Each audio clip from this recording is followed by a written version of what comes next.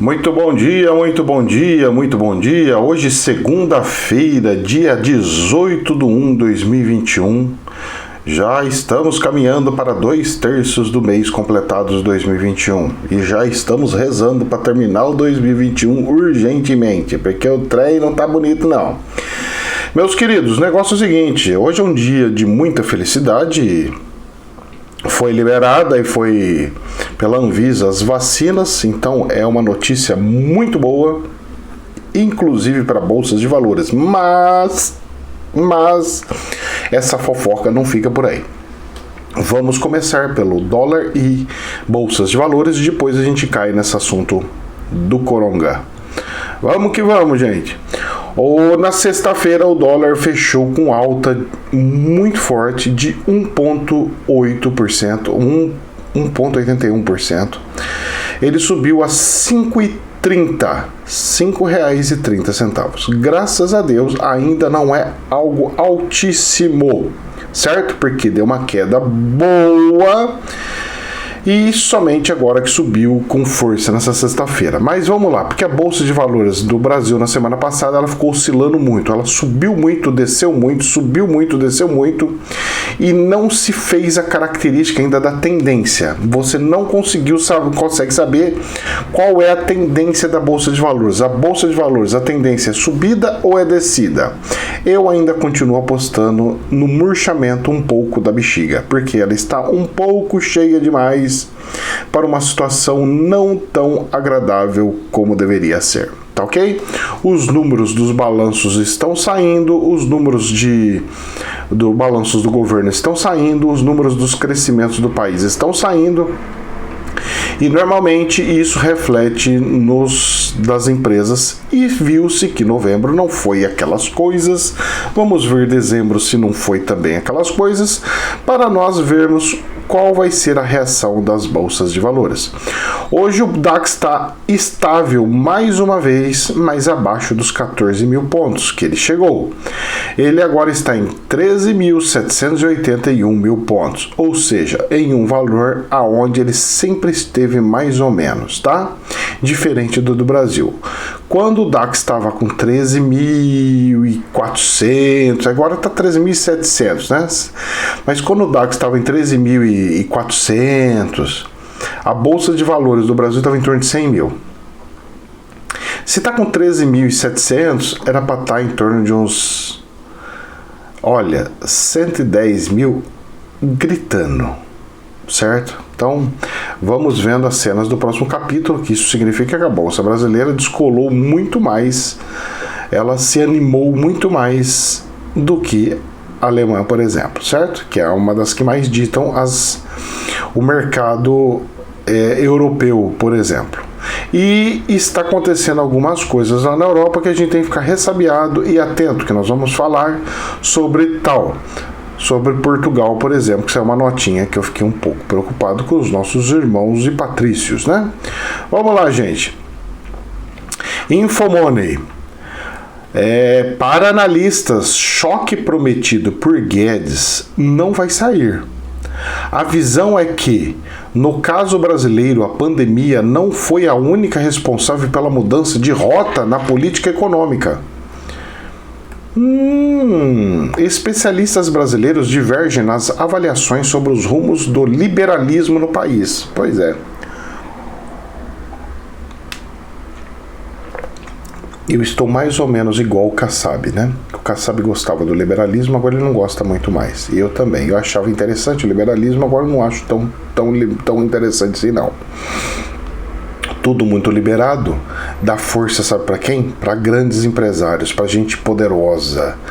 Pois é, a gente luta contra coisas. Tem lá o TAR do non, tem TAR não sei o que, ordem mundial, que não sei do que.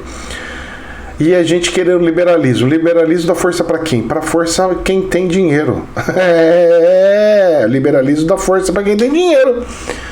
Porque se é liberado, se o governo não controla nada, é o mercado que controla. O mercado é o quê? O mercado é movido pelo dinheiro. Então, sabe, eu fico escutando o povo falando os negócios. Porque eu sou contra isso, contra aquilo, e é a favor do liberalismo. Eu falo assim, mas rapaz, o cara não fez cálculo na cabeça dele, porque não é possível, porque não tem explicação. Não é possível, tá fartando uma meia dúzia de porquinho parafuso na cuca. Vamos lá. Especialistas brasileiros divergem nas avaliações sobre os rumos do liberalismo no país, principalmente após a pandemia. Mas todos concordam em um ponto: a promessa do ministro da Economia, Paulito, de adotar um choque liberal no país, feita no período de campanha presidencial, não se concretizará. Amém. A visão é que, no caso brasileiro, a pandemia não foi a única responsável pela mudança da rota da política econômica. Antes, o próprio ministro já não conseguia avançar com o projeto liberal da Escola de Chicago. Dizem economistas de diferentes vertentes. O presidente da Associação keynesiana brasileira, Fábio Terra, destaca que o liberalismo vinha com força no Brasil antes da pandemia, mas no mundo já havia uma tendência de maior intervenção na economia desde a crise de 2008, quando estados tiveram de salvar dezenas de bancos e nunca voltaram ao patamar anterior da recessão. Depois da pandemia, deve haver algo parecido, diz. Meu filho, parecido do quê? Nós não chegamos nem perto do tererê aí, vai ficar do jeito que tá. Para a diretora de privatizações do BNDES em 1994 e 96, Helena, no entanto, os Estados Unidos não cresceram durante a pandemia, pois não aumentaram os serviços prestados. Eles apenas elevaram a liquidez e os desembolsos, diz. Isso não vai se manter, porque não há, nem aqui, nem no mundo, capacidade financeira. Helena diz ainda, nem sei quem que é essa Helena, mas a fulana diz aí que o Coronga 19 coloca uma responsabilidade, que já não é mais Coronga 19, já pode mudar a versão dele para Coronga 20, Coronga 21, porque esse de Manaus aí já é o Coronga 21, filho, já a versão 3 vezes para frente aí.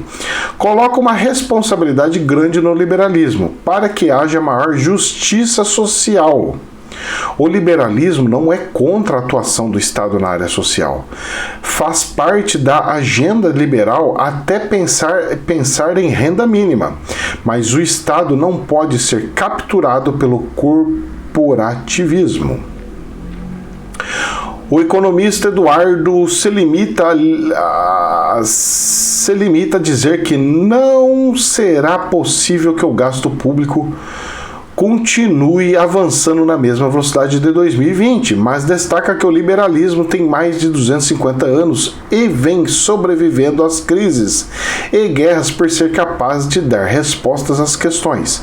Não tem a menor dúvida de que esse campo de pensamento de privilegia a liberdade e as regras do jogo de uma economia competitiva no mercado continuará sendo a força muito relevante no debate público e na orientação das políticas econômicas, frisa. Agora, não vamos confundir o liberalismo com essa versão empobrecida representada no Brasil pelo Paulo Guedes. Aff Maria, chamou o cara colocou um projeto horroroso, que não é liberalismo. Bom, vamos lá.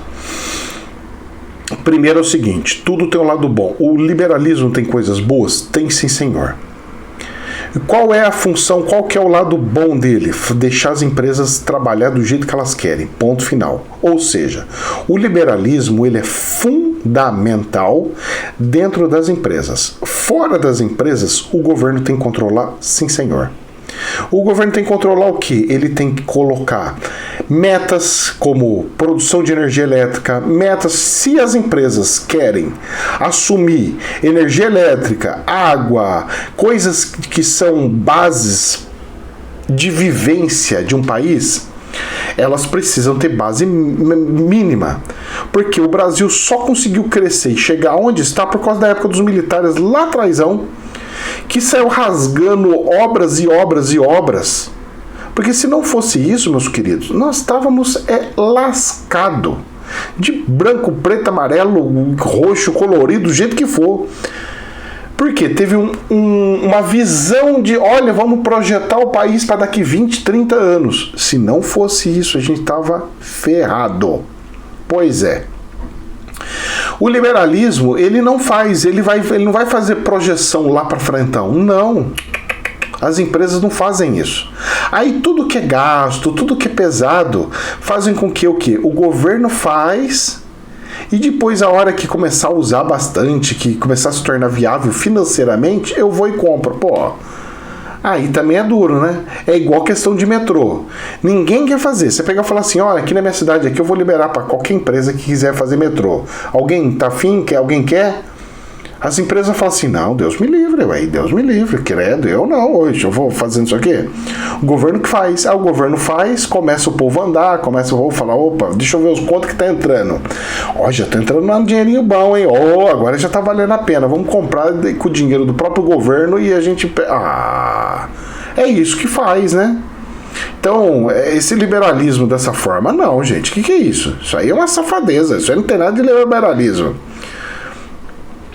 O desenvolvimento, ele tem que vir da própria empresa. A empresa tem que chegar uma empresa e falar assim, olha, eu gostaria de construir uma usina hidrelétrica em tal lugar aqui do país, porque eu vou fazer concorrência com fulano, com ciclano, isso sim. Acontece isso não. E aí? Então, eu vou sair aqui colocando um monte de geração eólica aqui que eu vou concorrer com as usinas XYZ. Acontece isso não. Então você me desculpa que isso daí é uma mentira, mas é uma mentira sem fim. Tem que ter liberdade, tem que ter liberdade. Só que é o seguinte, o liberalismo com imposto não existe liberalismo.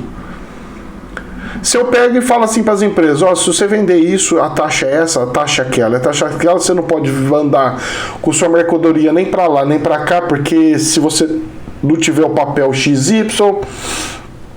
Se você não tiver autorização de Anvisa, não tiver autorização de não sei o que, CETESB, se não tiver... Aí o cara fala assim, ué, que liberalismo que é esse? Por isso que o país cresceu muito na década de 80. Na década de 80 eu lembro, você fazia o que você queria, meu filho, você faz o que você quer. Você vai e faz o produto onde você quiser, no seu quintal, na onde você quiser. E vende nos mercados tudo, sem churumela, sem encheção de saco, sem nada. Por quê? Porque, cara, o país estava crescendo, e era isso aí. Aí começou a colocar regrinha. Agora, meu filho, para vender um pirulito aqui eu tô lascado. Porque tem que um fiscal para medir a altura que tá o piso não sei da onde. Mas o outro que tem que estar não sei do que. Antigamente era mais fácil da gente conseguir fazer a coisa andar, né? Hoje em dia, a burocracia tá uma coisa horrorosa. Vamos dando andamento aqui. Não sei aonde esse liberalismo vai. Ainda na Infomone, PIB da China cresce 2,3% em 2020. Menor índice em 44 anos. Vocês têm noção ou não? A China está há mais de 44 anos crescendo mais do que 2,3% de PIB. Positivo.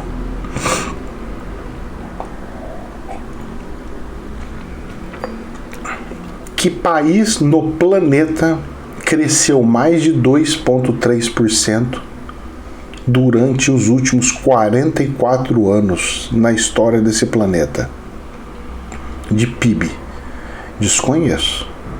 Agora falar que ela cresceu porque ela cresceu porque fez isso, fez aquilo.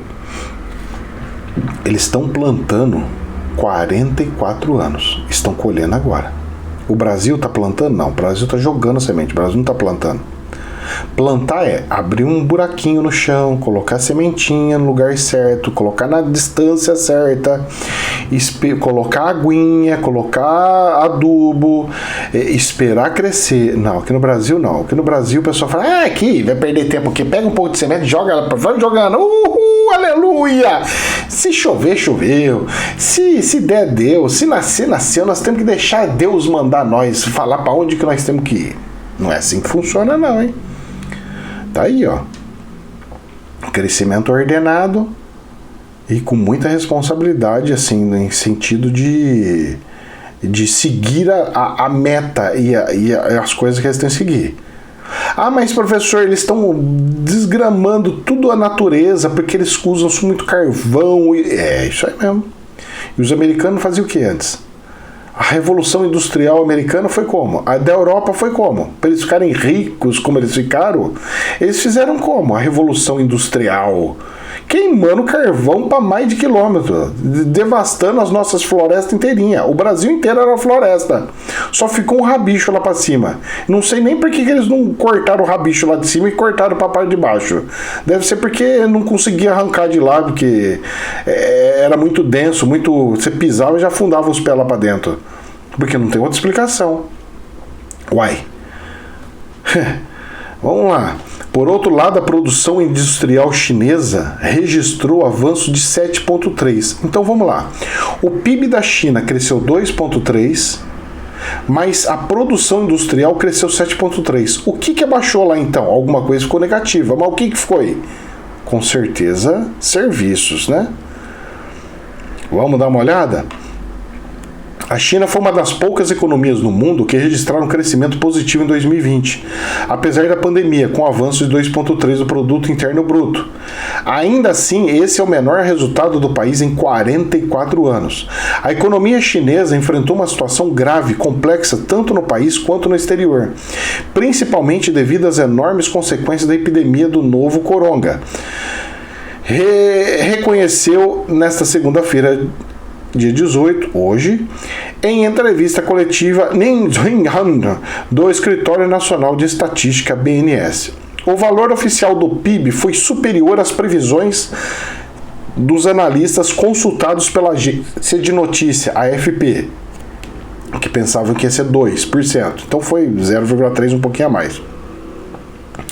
No entanto, a queda foi expressiva quando em comparação com 2019, quando o crescimento chinês foi de 6,1%. Já era o menor nível em quase 3 décadas. Eles estão crescendo a nível de 10% todo ano. Abençoado seja o Brasil que consiga crescer nessa velocidade. Na época dos militares crescia, viu? A China primeiro, não todos os anos, mas teve umas batidonas dessa daí boa, viu?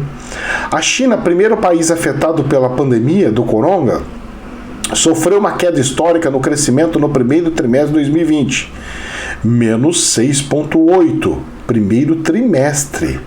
E depois ele recuperou isso aí e deixou positivo.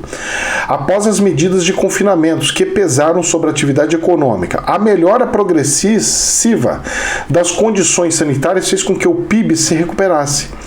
No último trimestre de 2020, o PIB foi de 6,5%, ou seja, ele anulou a quebra que deu lá no começo do ano. Um trimestre bateu o outro trimestre, fez o 0-0, e o do meio do caminho foi o 2,3%. Por outro lado, a produção industrial chinesa atingiu o maior percentual de crescimento em 2020, em dezembro, com um crescimento de 7,3%, na comparação com o mesmo mês do ano anterior. As vendas no varejo, principal indicador do consumo, desaceleraram, com crescimento de apenas 4,6% em dezembro, antes 5% em novembro. Ou seja, o consumo interno deu uma diminuidinha, porque deve ter dado algum aperto lá, o governo falou, segurem um pouco essas coisas aí, que nós estamos coisa aí, alguém deve ter ficado desempregado ali, tá, não sei o que, deu uma reduzida no mercado interno. Mas como a China é um dos maiores produtores do planeta para tudo, então é seringa, é um monte de coisa que sai vendendo para todo mundo. Sai abastecendo Deus o mundo aí. Pois é. Parabéns, né, dona China? Você está fazendo o papel certinho que lhe compete. A única coisa que te estraga um pouco é a forma de se governar. Mas mesmo assim adaptou-se o comunismo na China, porque se ficasse nos moldes antigos ia crescer nunca. Como alterou e mudou os moldes, cresceu. Empresas foram para lá, teve o crescimento lá. Tanto é que eu lembro, há anos atrás, os tigres asiáticos estavam lá disputando alguns países da Ásia. E a China se destacou. Afinal, tem uma população gigantesca, né? Pois é, que fica de ensinamento para a Rússia, Índia e outros países como o Brasil também. Vamos lá, gente. Aqui no jornal Poder 360. Presta atenção. Arthur Lira usou dinheiro público para comprar gado e fazendas, diz jornal. O deputado Arthur Lira, candidato de Jair Bolsonaro à presidência da Câmara, usou dinheiro público para comprar gados e fazendas, segundo o relatório da Operação Taturama, deflagrada em 2007. Lira comprou 2 fazendas em Pernambuco por 3,8 milhões em 2005 e 2007. O pagamento teria sido feito com recursos desviados da Assembleia Legislativa de Alagoas. Informações foi revelada pelo jornal O Globo. Prestem atenção numa coisa que eu vou falar. Vocês lembram que eu falei que apareceu um terceiro nome? Olha aí, já tá arrancando as asinhas, hein? Já passaram a tesoura nas 2 asinhas dos anjinhos do homem aí. Pois é, o anjo caído aí já levou duas tesouradas nas asinhas. Tá aí. Eu acho que eu vou acertar mais uma, hein? Vai sair mais um aí pela coisa, não vai ficar nesses 2, não. E outra situação, como que o presidente da República pega e nomeia alguém, endossa alguém para ser presidente de Câmara sem estudar? Ele fez a mesma coisa com ministros, ele fez a mesma coisa com a indicação dele para o Supremo, ele fez a mesma coisa quando ele apoiou Maia Alcolumbre na primeira eleição, assim que ele entrou, e está fazendo de novo a mesma coisa com o Lira. Vocês estão de brincadeira, não? E ainda vocês querem que eu passe a mão em cima da cabeça do presidente da República e fale assim: ai, presidente, você é tão lindinho. Olha, você é maravilhoso. Você só indica gente linda, ilibada, só gente de Deus. Gente de Deus aonde que fala um negócio desse? Vocês me desculpam, moço, mas olha, tem nome melhor que tá aí andando pelas beiradas igual o Mineirinho, que vai surpreender, hein? Porque desse jeito não dá, não. E aí, gente, tenha paciência, vai. Tenha paciência, né? Vamos falar um pouco do Coronga aqui. Notícias ao minuto. Portugal é o país do mundo com mais novos casos por milhão de habitantes. Gente, Portugal está dando o primeiro passo para o caos esta semana e a semana que vem. Esta semana e a semana que vem, Portugal dá o primeiro passo. Eu não sei como é que está a questão das vacinas lá. Eu preciso analisar isso daí porque isso me interessa muito. Porque eu sei que a Europa começou com mais antecedência do que o Brasil. Que o Brasil começou hoje, né? Ontem. Né? Foi domingo, mas domingo foi a parte mais simbólica. Hoje é que começa de fato no país inteiro. E aí eu preciso saber se eles já começaram as vacinações e como que está sendo essa questão, esses números aí, porque eu quero ficar acompanhando e vendo o que está acontecendo. Eu vou precisar de uns 3 meses, né, para ver, né? Porque eles falam que só depois de tantos dias que consegue ver se a pessoa tá ou não tá, se vai ou se não vai, como é que não é. Então, olha lá. E no que diz respeito às mortes diárias do Coronga, Portugal é o 4º pior do mundo por milhão de habitantes. 15,9, surgindo atrás de Reino Unido por 18,9, nossa senhora. Eslováquia 18,68 e República Tcheca 16,15. Vixe Maria. Nossa senhora, a coisa lá em Portugal não está bonita, na Europa não está bonita, por isso que eles decretaram o tardo lockdown para ver se segura esses números aí, porque eles não têm estruturas médicas que suportem tal. Como eles não têm, eles fecham isso daí, e como é que pode, né? E a economia lá continua crescendo? Fechou e cresceu. A China fecha cidades inteiras, gigantescas, e cresce. O não sei aonde fecha cidades inteiras e cresce. O Brasil fecha e desaba tudo e coloca a culpa nisso, coloca a culpa naquilo, coloca a culpa em tudo quanto que é coisa. Ah, gente, tenha paciência, né? Vamos lá. Estadão. Brasil registra média móvel de 961 mortes diárias pelo Coronga neste domingo. Gente, o Coronga é sério, ele está vindo e cada vez ele está se aprimorando mais e aprimorando mais. Essa notícia da vacina, ela é incrível e maravilhosa. Por quê? Porque as pessoas que querem e creem nela, elas vão ter a liberdade, o livre-arbítrio de poderem usar a vacina e se ficarem protegidas como elas sempre quiseram. Isso é o livre-arbítrio. Que coisa linda e maravilhosa. Parabéns. Agora, eu estou assustado com as redes sociais, porque tá um tal de uma guerra, mas tá uma guerra.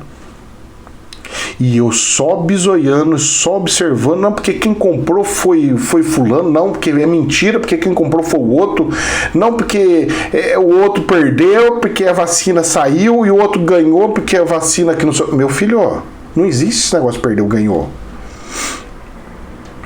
Já estava tudo programado, a vacina ia sair de um jeito ou de outro. Ou vocês acham que o presidente ia chegar lá e falar assim, olha, eu não quero mais que a vacina saia, porque eu que estou mandando. Ele não ia fazer isso nunca. Não, ele só pegou e exigiu, eu quero que saia dentro das coisas, e quem vai assinar isso aí vai ser o pessoal da Anvisa, os diretores, as coisas vão ter que assinar e assumir as responsabilidades. Então tá bom, vamos lá, a gente vai fazer os exames, os testes, tudo bonitinho e vai resolver isso daí. Perfeito, saiu, teve uns problemas, os números não eram aqueles, tal, só que mas saiu. No mínimo, já trabalha com a psicologia da pessoa. O efeito não é tão gigantesco. Mas, cara, tem efeito, certo? É 50%? Tudo bem, é 50%. Tem o efeito. E além do efeito, tem o psicológico da pessoa que dá aquela paz de espírito, aquela coisa que precisa. A falta de respeito das pessoas em querer ou não querer, cara, essa trincheira tá horrorosa. O Brasil brigando por coisas, sabe? Colocando a saúde no meio, colocando... Cara, tá feio, gente. Respeite o livre-arbítrio da pessoa. Se a pessoa quer, deixa ela ir fazer, deixa ela ser feliz. Se a pessoa não quer, problema é de quem não quer. Deixa ela ir fazer o que ela quer, problema é dela, deixa ela ser feliz. Eu tenho certeza que mais cedo ou mais tarde todo mundo vai. Eu vou. Com certeza eu vou. Depois de observar bem, verificar certinho, porque conforme for passando o tempo, eles vão terminando os estudos, vão vendo outras situações, vão não sei o que, e eu quero a padrão. Eu não quero nada desse negócio de Pfizer, não, porque esse negócio aí pra mim é essas coisas de novidade, essas coisas não sei o que, sabe? É muito pressa. Eu não sei se o profissional vai saber usar a temperatura que tem que ser para não congelar meu braço. A geladeira custa uma fortuna. É que nem eu falei, quem é rápido come cru. Mesmo porque eu não tô naquela idade onde eu tenho que ir. Eu não tô trabalhando com saúde, eu não tô trabalhando com gente direta. A minha idade não é de risco. Tem um monte de situação. E aí eu vou querer, eu vou sair todo desenfreado, porque eu tenho que passar na frente. Pô, não é assim que funciona, né? Muita cautela, muita calma, sem desespero. Calma. Vamos lá, quem que vai agora? Vamos lá, vamos ver o que vai fazer, os postinhos de saúde, porque com certeza a primeira semana vai aparecer aquela fila do INPS lá, né? Como é que chama? INPS? Antigamente chamava INPS, eu não sei se hoje em dia mais é INSS. Aquela fila gigante. A gente tem que ter, né? Vamos com calma, né? Tudo no seu devido tempo, sem desespero, sem não sei o que. Mas tem uma vacina que sabe quando eu tenho uma sensação tão boa dela? É aquela que estão fazendo negócio do cavalo lá. Parece que tem uma... Eu não sei qual que é a empresa que está fazendo isso daí, mas aquela lá, rapaz, é interessante, porque é o mesmo tipo de vacina que se dá para quando tem picada de cobra, alguma coisa lá, né? E ela tá interessante, os números dela tá interessante, o soro que é dado, né? Que é um soro, né? O soro que é dado parece que é muito promissor, mas muito promissor. Eu quero acompanhar de perto isso daí, eu achei interessante isso daí. Eu achava que era só para veneno, mas eu fiquei surpreso e eu acho que a natureza nos passando e nos dando coisas da natureza, eu acho que a sabedoria do animal, na própria proteção, para ajudar a gente a fazer a nossa proteção, ela é interessantíssima. E eu vou ficar de olho nessa daí. Quem sabe, né? Quem sabe a nossa tecnologia se torne referência no planeta, né? Bom, gente, jamais a verdade absoluta. Muito amor no coração. Nada de briga, gente. Deus abençoe. Namastê. Somente um prisma, hein?